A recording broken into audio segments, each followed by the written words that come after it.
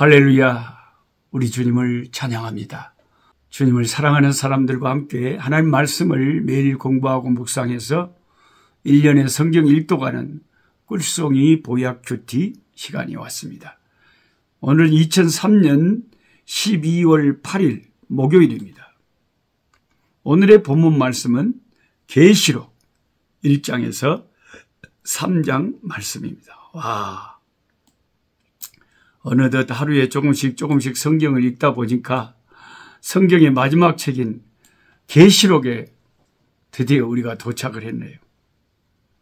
요한계시록 1장 1절, 4절, 9절 그리고 22장 8절은 계시록의 저자를 밝히고 있는데 주님께 가장 많은 사랑을 받았던 사도 요한이라고 구체적으로 알려집니다.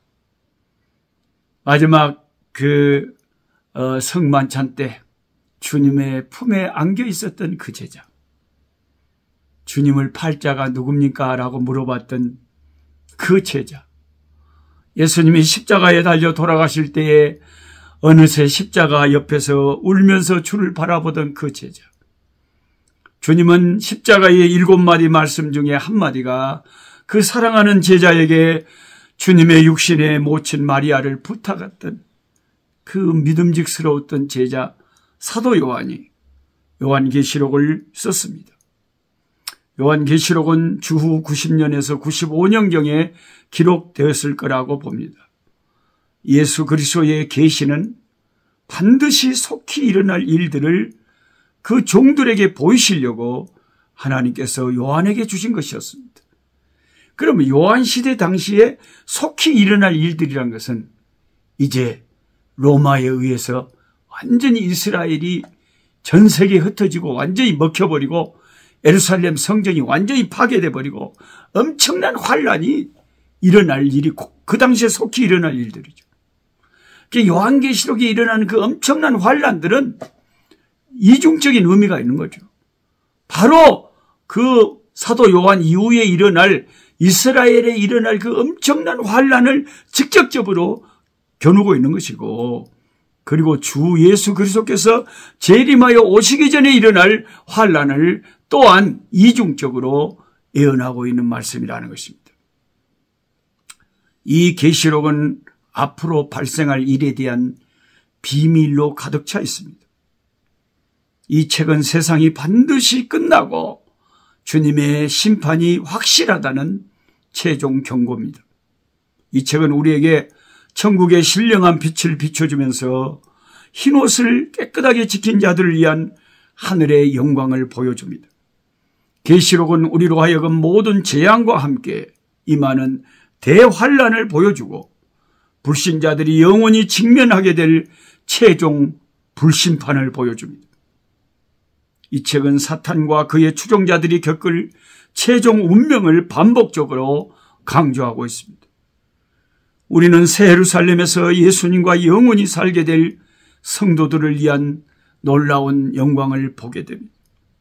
우리는 사도 요한처럼 요한계시록에서 읽은 것을 우리의 언어로 묘사하기가 다 표현하기가 어렵다는 것을 압니다. 요한계시록은 마지막 날들과 주님의 재림, 새하늘과 새 땅을 보여주는 환상들을 풍성하고 화려하게 설명합니다. 계시록은 소아시아의 7 교회에 보내진 편지로 지구상에 쏟아질 일련의 재앙들을 또한 말합니다. 짐승의 표현 666, 아마겟돈의 최종 전쟁, 사탄의 결박, 주님의 통치, 백보자 심판, 그리고 하나님의 영원한 새 예루살렘 도성의 모습을 보여줍니다. 예수 그리스도에 관한 예언들은 성취되고 예수님의 주 되심을 받아들이라는 최종적인 선포가 주님께서 곧 다시 오실 것을 우리에게 확인시켜주는 책이 요한계시록입니다. 요한계시록은 구약에서부터 시작된 마지막 때에 관한 예언의 절정입니다. 다니엘서 9장 27절에 언급된 적그리스도에 대한 묘사는 요한계시록 13장에서 더 발전됩니다.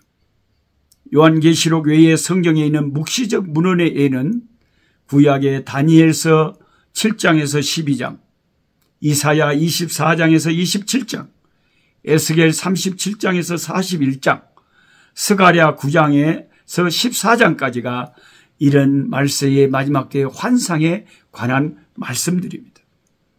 이 모든 예언들은 계시록에서 이제 총체적으로 모아지는 것이죠. 여러분은 예수 그리스도를 구주로 믿습니까? 그렇다면 여러분은 계시록에 묘사된 이 세상을 향한 하나님의 심판을 두려워할 필요가 없습니다. 재판장은 우리 편이시기 때문입니다. 이 귀한 계시록의 말씀을 한국의 신흥 이단인 신천지에서 자기들 교주에게 실상이 이루어졌다고 깨맞추는 엄청난 코미디가 개그 프로가 지금 신천지에서 벌어지고 있습니다.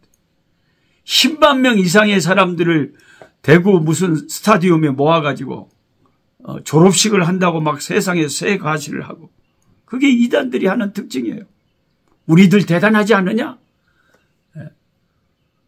근데 예수를 바로 믿는 사람들은 은밀하게 주님을 높이고 겸손히 이름 없이 빚도 없이 주님을 따르는 것이지, 수십만을 모아서 그렇게 새 가시를 하고 가짜일수록 더 진짜같이 보이려고 그러는 거예요. 우리는 요한계시록을 헛되게 저그들 교주에다 갖다 맞추는 신천지 이단 같은 터무니없는 그런 이단에 속지 말고 요한계시록을 바르게 해석해서 요한계시록을 읽어야 되겠습니다. 어떤 사람은 요한계시록이 어렵다고 요한계시록을 읽지도 않아요. 그래도 안 되죠. 우리가 다 이해할 수는 없지만 66권의 하나님의 말씀은 그래도 읽고 묵상하고 붙잡아야 됩니다. 요한계시록의 이해를 위한 가장 중요한 열쇠는 일관적인 성경 해석학을 붙드는 거죠. 해석학은 해석 원리에 관한 연구인데 그것은 성경을 해석하는 방법론에 관한 것입니다. 성경의 정상적인 해석은 성경의 저자가 어떤 구절이나 문장에서 비유적인 언어를 분명하게 사용하지 않은 한 문자 그대로 평범한 의미로 이해를 해야 되는 것을 원칙으로 합니다.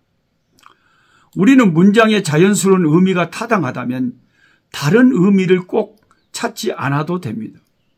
우리는 성령의 인도하에 저자가 기록한 내용이 분명히 이해가 될 때 어떤 단어나 문구에 심오한 다른 뜻을 부여함으로 색다른 영적 해석을 해서는 안 됩니다.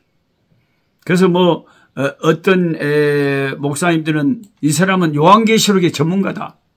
갖고 막 요한계시록만 들들 파요. 우리는 성경 66권의 모든 책을 다 들들 파고 다 가까이 하고 균형 잡기 위해 말씀을 섭취해야지 무슨 요한계시록만 전문가가 어디가 있답니까? 예를 들면 요한계시록 20장입니다. 많은 사람들이 천년 기간에 대해서 많은 학설이 있습니다. 수많은 개혁주의 교회들과 신학자들은 주로 무천년주의를 따릅니다. 이 천년이라는 숫자는 하나의 상징적인 영원한 숫자를 말하는 거지 꼭 천년 동안 예수님이 다스린다는 뜻은 아니다 하는 것이 무천년주의죠. 전천년주의가 있고 또 후천년주의가 있어요. 무천년주의도 있고. 그러니까 주님이 오시기 전에 환란이 임한다. 환란은 환란에 대해서 우리가 재림의 전후를 따져서 말을 하는 거죠. 참 어렵죠. 여러분은 무천년주의자입니까? 전천년주의자입니까? 후천년주의자입니까? 이렇게 물어보면요. 보통의 교인들은 아따 목사님 그게 뭐답니까? 뭐 중에 하나겠죠 하여튼. 그거 잘 모르죠 우리가.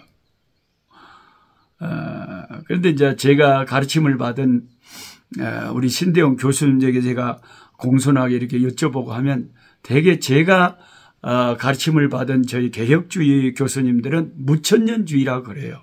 쉽게 말하면 이 천년이라는 숫자는 상징적인 숫자다. 그런데 제가 또 은혜 받는 또 다른 교단이 있거든요. 미국에 가시면 남침례교가 있어요. 미국의 남부에는 주로 남침례교 교회들이 부흥이 되고 그런 전통이 있는데, 남침례교 계통의 목사님들은 성경을 굉장히 사랑하고, 성경을 참 성경대로 해석하는데 참 중심을 두는 분들이에요. 그러니까 그 남침례교 교수님들이나 목사님들이 쓰신 책들이 저에게는 참 은혜를 많이 끼칩니다. 남침례교 그런 계통의 교수님들이나 목사님들은 이 천년왕국에 대해서 천년왕국을 그대로 믿습니다. 문자 그대로. 그럼 여러분들은 그 침례교 목사님들은 다 잘못됐고 장로교 목사님들은 다 맞다 그러겠습니까? 그럴 수는 없잖아요. 우리가 감리교도 침례교도 장로교도 다 인정하잖아요. 다만 이 천년왕국에 대해서 우리가 어떤 견해를 취할 것인지는 여러분 개인적으로 신앙 양심에 따르면 되겠습니다. 나중에 이제 우리 주님이 재림하여 오셔서 우리를 다스릴 때 보시면 어떤 것이 옳았는가 하는 것은 드러나게 될 것입니다. 지금은 우리가 거울을 보는 것 같이 희미하지만 그때는 얼굴과 얼굴을 보고 확실하게 모든 것이 명확해질 것입니다. 저는 개인적으로 천년왕국을 그냥 문자 그대로 믿습니다. 그래서 천년 동안 주님이 우리의 왕이 되셔서 다스릴 것이라는 말씀을 그대로 믿습니다만은 그냥 저 개인적인 의견일 뿐이지 제 개인적인 견해를 저게 진리다 하고 받아들이지 마시고 여러분이 잘 스스로 생각해 보시고 취하시면 됩니다. 저하고 되게 친한 그 선교 중앙교회 서울에 거기 계시는 우리 귀한 김영재 목사님은 전통적인 이 개혁주의 신앙을 따라서 부천년주의를 신봉합니다. 그렇다 할지라도 너무 목사님이 좋아요. 이런 것에 대해서는 미래에 일어날 일에 대해서는 약간의 생각이 다를 수 있지만은 그것은 그렇게 결정적인 문제는 아니죠. 요한계시록에 대한 간단한 개요는 요한계시록 1장 19절에 나와 있습니다. 1장을 보면 부활하셔서 영광을 얻으신 그리스도께서 요한에게 나타나셔서 말씀하십니다. 그러므로 네가 본 것과 지금 있는 일과 장차 될 일을 기록하라 하고 말씀하시죠. 요한이 이미 본 것들은 요한계시록 1장에 기록되어 있습니다. 지금 있는 일은 요한 시대에 있었던 일들은 2장에서 3장 7교회에 보내는 편지에 기록되어 있습니다. 그리고 일어날 일들, 장래 일들은 요한계시록 4장에서 22장에 기록되어 있습니다. 요한계시록 4장에서 18장은 야곱의 환란. 야곱의 환란이라고는 여러분 어떻게 이해하시냐면 이스라엘 나라의 환란을 묘사하는 거예요. 이스라엘 나라. 이게 다니엘서 9장에도 나오고 에레미야 30장에도 나오네. 이스라엘의 개국 이래로 없었던 엄청난 환란이 임할 거라는 거예요. 이스라엘에. 정말 그게 임했잖아요. 그러니까 하나님 말씀은 이미 이루어진 말씀도 있고 계시록에 그 이루어진 말씀이지만 또 미래에 똑같은 일이 이루어질 것을 예언할 수도 있는 거죠. 요한계시록 19장은 그리스도의 신부인 교회와 함께 재림하시는 그리스도를 말하고 있습니다. 그분은 짐승과 거짓 선지자를 물리쳐 그들을 불못에 던지실 것입니다. 20장에서 그리스도는 사탄을 묶어 무저갱에 던지십니다. 무저갱이 뭐래요? 갱이라는 것은 이게 구덩이를 말하는 거예요. 무저, 밑이 없어요. 우리가 한 2000m, 3000m만 내려가도 캄캄합니다. 그런데 밑도 끝도 없는 구덩이는 얼마나 캄캄한 구덩이겠습니까? 그 무저갱에 사탄과 그를 따르는 자들을 내던져버려요. 그 지옥은 캄캄한 무저갱에 있는 게 지옥이에요. 천국은 완전히 무저갱하고는 반대로 높이가 높은 곳에 계세요. 영광 중에 계신 하나님. 지옥은 완전히 밑도 끝도 없는 참 밑바닥에 있는 거예요. 그러니까 캄캄하지. 그리고 그리스도는 1000년 동안 지속될 그분의 지상 왕국을 새하늘과 새 땅을 지으시고 새 예루살렘에 계시면서 그 왕국을 세우시고 다스릴 것입니다. 1000년이 지난 후에 사탄이 잠시 풀려나서 하나님을 대적하는 대반란을 일으킬 것입니다. 그 모든 불신자들에 대한 마지막 심판이 있은 후 그들 역시 불못에 던져질 것이라고 계시록이 말합니다. 21장과 22장은 영원한 영광의 나라에 대해 묘사합니다. 이 장들에서 하나님은 우리에게 하나님과 영원히 함께 사는 삶이 이루어질 것이라고 말합니다. 솔직히 말해서 여러분, 요한계시록은 이해가 참 어렵고도 또한 이렇게 나름대로 신학의 근본을 잡고 또 접근하면 전혀 이해가 불가능한 것은 아닙니다. 그 의미가 완전한 비밀이라면 하나님은 우리에게 요한계시록을 기록하지 않으셨을 것이고 요한계시록을 우리의 손에 주지도 않으셨을 겁니다. 요한계시록을 우리에게 주신 것은 하나님이 우리가 기본적인 성경적인 지식을 가지고 조심스럽게 접근하면 이해할 수 있는 가능한 말씀들이 많이 있다 하는 것입니다. 아버지 하나님, 주님의 거룩한 말씀 요한계시록을 읽습니다.